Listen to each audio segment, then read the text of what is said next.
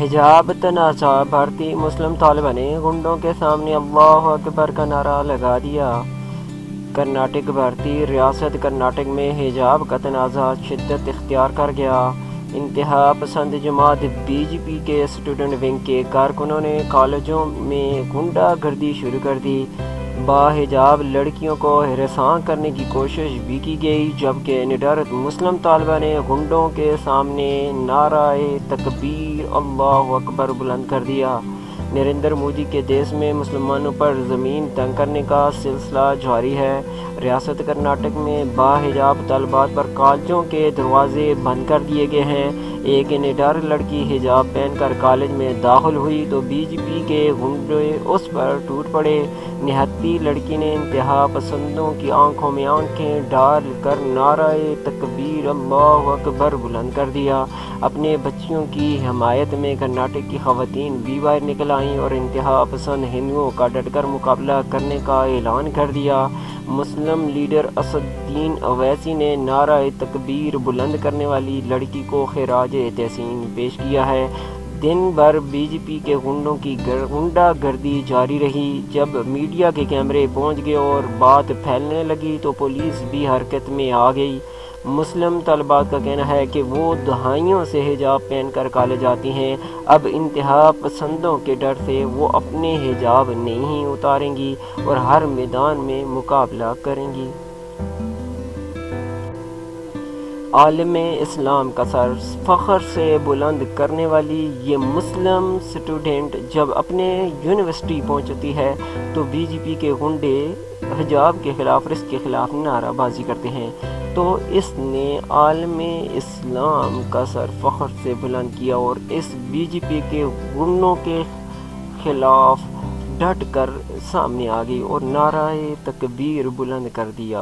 आगे देखिए ये क्या होता है।